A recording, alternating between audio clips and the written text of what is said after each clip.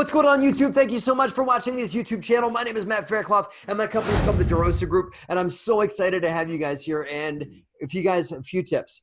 If you guys want to hear more about what the DeRosa Group's up to, go to derosagroup.com to subscribe, to check out my book, to hear about other stuff that we have going on in the real estate space, and just take a minute to subscribe to this channel because you'll get notifications of all the cool stuff we have going on, including interviews like we have today, and also emails to Mentorship Monday at helpme@derosagroup.com, where I answer YouTube questions right here on the channel for everybody else, you and everybody else to learn from. That's helpme@derosagroup.com, and I'll answer your questions right here on the YouTube channel. If you have a success story you want to share about things that you've learned from the DeRosa Group or from my book, Raising Private Capital, email us at success@derosagroup.com.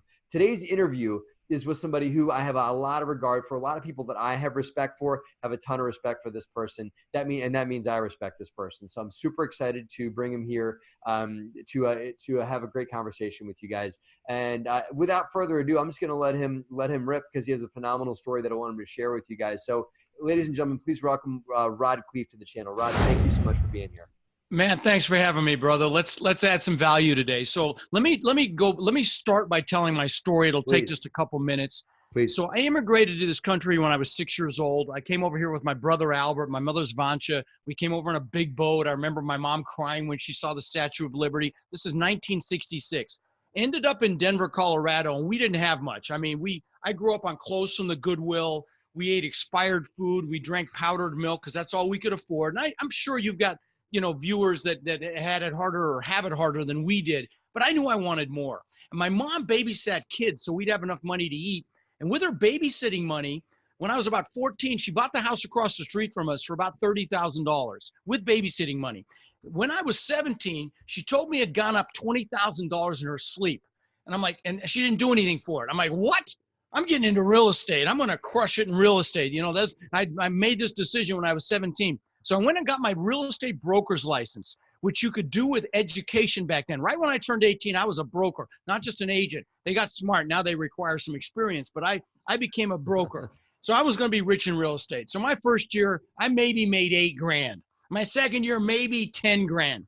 But my third year, I made over 100 grand. So what happened between year 2 and year 3? And that's what I love to talk about at my live events or on my podcast.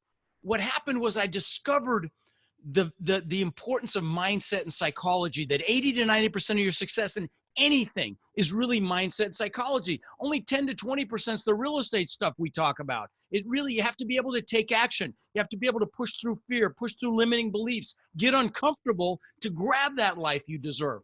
So fast forward, to me today, I've owned over 2,000 houses that I've rented long-term, multiple apartment complexes. I've been in 8 states now.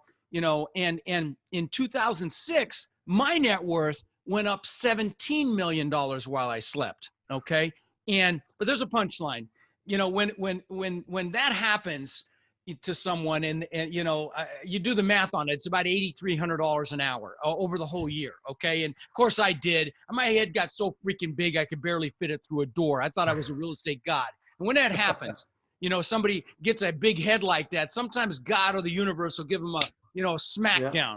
Well, that was 2008 for me. I got my ass handed to me. I lost $50 million. That's 17 million and a whole lot more. And this is real. I mean, this was conservatively. And so, what I like to talk about is, first of all, the mindset that it took to get to have 50 million to lose in the first place, but then the mindset it took to recover to the success that I enjoy today. And so if you'll humor me, Matt, let me take literally just a few minutes and I'll give you guys some tools. Now, if you're watching this, take a minute and get a pen and paper because I think you're going to want to take some notes. So this is something that I spend some time teaching at my live events. I teach this to my students, my coaching students, but it's a goal-setting process that's incredibly powerful. So I hope you'll trust this. So the first thing you do is you pick an hour when you have a lot of energy and you sit down and write down everything you could ever possibly want in life. Okay, of course, the stuff, the houses, the boats, the cars, the jet skis, the planes, the motorcycles, whatever it is, you write down all the stuff. And there's nothing wrong with stuff. And take the lid off your brain. Imagine if you write it down, you're going to get it. Because I will tell you that's not outside the realm of reality. Because by writing it down, what it does is it triggers something called your reticular activating system. It's that filter in your brain that filters out what it thinks is most important to you. The greatest example of it is when you first buy a car. You never really notice them, and then you buy the car and you see them everywhere. Were they there before? Of course they were. And so that's your reticular activating system. So just simply writing down your goals, you're ahead of 99% of the population, number one, but number two, it triggers your reticular activating system. So keep writing, write down how much money you want a month from your real estate investments within a year or two. Write down how much you want a month within 10 years. Write down how much money you want to have in the bank within, say, 2 or 3 years, how much money you want in the bank, in 10 years. And just keep writing. Don't analyze it. If you're analytical, don't analyze it. You can scratch it out later, but just keep writing. Don't let the pen leave the paper. Keep your energy up, everything you could ever possibly want. Then write down also what you want to learn in this lifetime. Like me, I want to learn how to fly a helicopter. I want to learn how to play the drums. I live in a compound now, and in one of the buildings, my wife bought me a drum set, and it's all set up. I don't even know what end of the sticks to use yet, but I'm going to learn how to play those freaking drums. And so write down what you want to learn. Also write down what you want to do. You want to climb a mountain. You want to write a book. Write it down. So it's not just the stuff. Write down what you want to do in your lifetime. Like, for example, I jumped out of a perfectly good freaking airplane about 4 months ago. Won't do it again, but I did it. It's off the bucket list. So write down what you want to do. Also, this is super important. Write down who you want to help. Okay, so it's everything you want to do, be, or have. Me, I bought my parents a house here in Florida when they were alive. I bought I bought them a car, took them on cruises. Who do you want to do something for? Write it down. Maybe you want to do something for the community, whatever it is, write that down. Once you can't think of another thing, now those are just dreams. Once you make them, they become real when they have timelines, okay? I want you to look at each goal and put a number by each goal as to how many years it's going to take you to achieve it. Put a 1, a 3, a 5, even a 10, maybe even a 20. But remember this, as human beings, we will overestimate what we can do in a year and massively underestimate what we can do in a decade. I'll give you a great example of this, or 20 years. When I was 18, I lived in Denver, but I knew I wanted to live on the beach. I saw pictures of the beach and palm trees, and there's no beach in Denver. But I knew I was going to live on the beach. So I had pictures in my room of beaches. And I ended up building this giant mansion, 10,000 square foot mansion on the beach in Sarasota. I had the beach on one side. I had my boathouses on the backside. It was $8 million property.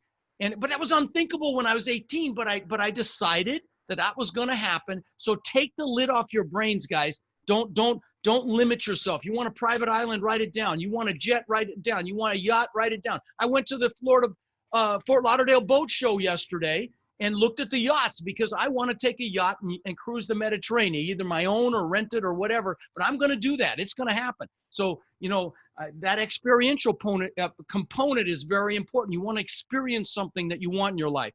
But anyway, so once you've got a time limit on each one of those goals, I want you to pick your number one goal. Just a couple more steps and we're done with this, but it's so powerful. Pick your number one goal. That goal that when you get it, you're like, oh my God, that goal. Put that on another piece of paper. Then I want you to pick your top 3 one-year goals. Put those on another piece of paper. So you've got 4 goals. Leave a little room in between them because you've got one more step. When the goals are important, the goals will push you, the goals will propel you, but it's why those goals are an absolute must. That's the real fuel. So I want you to write down a paragraph for each goal, why it's an absolute freaking must for you to achieve it. So I can show my spouse what success looks like. So I can show my kids what success looks like. So we can go wherever we want, whenever we want, bring whoever we want. Whatever it is for you, write it down. And use emotionally charged words. Words are so powerful. Use them. Words like amazing and magnificent and incredible. Use those words because they'll juice you. Okay, emotion is what pushes you. So use the words. So you've written that down, why you must have those goals. Now I want you to put a little pain in there if you don't achieve the goals, so that I don't feel like a failure. So I don't live a life of regret. So I don't fail my kids. So I don't fail my family. So I don't fail my spouse. Because as human beings, we will do more to avoid pain than gain pleasure. So you want to use this because this is the fuel to get you to absolutely take action, to push through those fears, to get uncomfortable. I will tell you, The comfort zone's a warm place, but nothing freaking grows there. So you got to push through the comfort. That magnificent life of your dreams is right on the other side of comfort. So you got to have the fuel to do that. So use that, the negative reasons why. I mean, I'll tell you, there was a nurse in Australia named Bronnie Ware that she was a hospice nurse, and she counseled hospice patients. And she even wrote a book about this because she asked them what their regrets were. And the book is called The 5 Regrets of Dying. And you know what the number one regret was, Matt? It was not living my life. It was doing what other people, what I thought they expected of me, and not living to my potential. We don't want any freaking regrets, guys. So use this, create this fuel so you take action and actually build the life you deserve. Okay, last piece. Now you've done the goals. The last piece is you need to go out and get pictures of them. Let me give you some examples. I'm going to talk about manifesting. And this is critical. What you do is, I'll give you some examples. A great example is Jim Carrey. When he was flat broke, he wrote himself a check for $10 million. And that's how much money he made for Dumb and Dumber. He used to look at it, it was all tattered. And I'll give you some personal examples. When I was 18, I thought I was going to be, real estate broker. And so I got a 4-door car. Ugliest freaking thing you ever saw. It was a 4-door Granada, bench seats in the front, just hideous. But I worked with a guy that had 2 Corvettes, and he let me drive one. Remember, I went and looked at the yachts yesterday because I got the memo on this. By driving it, I knew I wanted it. So I got a picture out of a magazine of a Corvette. This is before the internet. And I've taped it to the visor of this bone ugly Ford Granada. And within a year or 2, I had a Corvette, beautiful Corvette. I want to give you a couple more quick examples. Now, these are examples may sound like I'm bragging, and I'm not, because these things don't even interest me anymore. But there are a couple of car examples. This is back when the TV show Magnum P.I. was out there. The actor's name was Tom Selleck. And he had this, remember his gorgeous red Ferrari 308? I thought that was the coolest freaking thing I'd ever seen. Yeah. So I got a picture of that actual car. And I put it on the visor of my Corvette. Within a year or 2, I had a Maserati look just like it. Last example.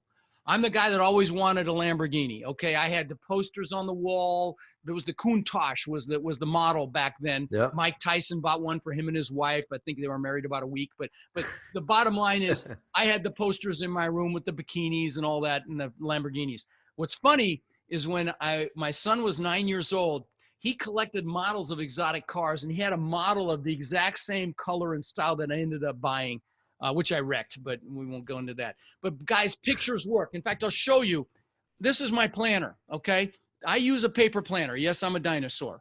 But in the back of this thing, I've got pictures that have been in here for 20 years, okay? They're in plastic. They're all dog-eared. The first pictures are pictures of my children because they're my gratitude pictures. Guys, everything starts from a place of gratitude. It's foundational. You've got to use gratitude to achieve to get these things that you want, to manifest them in your life. So I've got these gratitude pictures. Then I've got pictures of the houses that I wanted. What's crazy is this top picture looks just like my house on the beach. I had 80 feet of glass like that, 10 feet high. And what else is crazy is these bottom pictures look just like the compound that I live in now. I live in a compound. It's 6 buildings. I've got a giant main house. I've got a 2-bedroom guest house on the water. I've got a media center, exercise facility. I mean, it's magnificent. And because God's got a sense of humor, I'm on the bay. I can see my old house that I lost back in all the craziness in 08 across the bay. But then I've got pictures, of other shit that I thought was important. These watches. I got a few $100,000 worth of watches. Stupid. The Lamborghini before I ever got it. The Rolls Royce. All this stuff I got because I had pictures. So guys, if you're analytical and you're going, oh, this is too foofy for me, I'm telling you, you're making a big freaking mistake because this stuff works, okay? And then, I do a little morning ritual where I just sit and I'm grateful for the things that I have in my life, my beautiful wife, my children, my coaching students, my foundation. And then I'm grateful for things that I want as if I already have them. And I'll even get emotional sometimes thinking of these things that I want as if I already have them. This stuff works. So anyway, drop the mic. That's how I use goal setting to manifest what I wanted. That's how I recovered from losing $50 million to the success that I enjoyed. To have $50 million to lose in the first place. Yeah, that is mind blowing. Thank you. And my pleasure. And I think that a lot of people would have laid down and died if they had lost that kind of money. I hid under a rock for a couple months. Believe me. You know what? I just thought of something. I want to add one thing though, really important.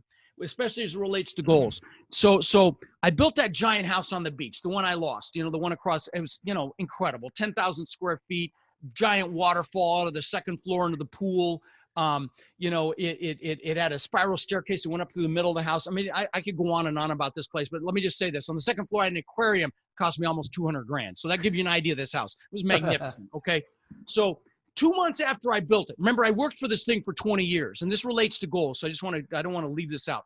2 months after I built it, I'm floating in the pool at night. My family's inside sleeping. The pool's changing colors at night. It's got fiber optic lighting, got the big waterfall from the second floor balcony of the pool, another waterfall from the spa. Just magnificent. I'm looking up at this thing, and I get depressed. 2 months after I built it. I worked for it my whole life. I'm like, what the F is going on here? What I realized when I look back, because I'd achieved success by 1,000 times society standards, but what I realized was going on is two things. And that's why I wanted to mention this. Number one is, don't achieve a goal without having other goals lined up behind it. Okay. Like the good book says, especially if it's a big goal. Okay. Like the good book says, without a vision, the people perish. I had no vision for the future. I didn't know what the heck I was going to do next. But more importantly, I had been totally focused on Rod. It was all Rod. I built this giant testament to my ego, which is really what it was. It was to prove the world I was good enough, that I mattered. And I'd been totally focused on Rod. So that's the year I went and saw Tony Robbins. I read one of his books. I'm like, this guy's, pretty impressive. And I found out he fed families for the holidays. And so I'm like, that's really cool. Actually think about somebody other than Rod and do something for other people. What a concept. Well, I was 40. I had to wait till 40 to get that memo, but I got the memo, and I go back and I fed 5 families, changed my life. And I'm blessed to say, Matt, in the last 20 years, we've fed 70,000 children for the holidays. We've fed, I've done 20,000 backpacks filled with school supplies. In fact, I'm feeding 1,000 families in 2 weeks here in Sarasota. We've done thousands of teddy bears to local police departments for their officers to keep in their vehicles. So my point here, those of you listening, if you're listening to Matt, I know you want success. I'm here to tell you success without that piece is not success. You need to be giving back in some fashion. Like Matt and I, we give back on our podcasts. But you need to be giving back, because there's a big difference between success and fulfillment. Like Tony calls it the science of achievement versus the art of fulfillment. And fulfillment really is an art, but you don't have to do anything as big and grandiose as I just described, but you got to give back in some fashion. And there's a lot of courage to giving back too, Rod, because and I'm speaking from when I first got started perspective. This is to like the person that may be watching this that, is making, a couple of $1,000 a month and is spending almost all of that, to have the cojones to take even $50 and give it to somebody else as a donation, to say, right. Like, listen, but what I've learned in my life, the more you give, the more you get.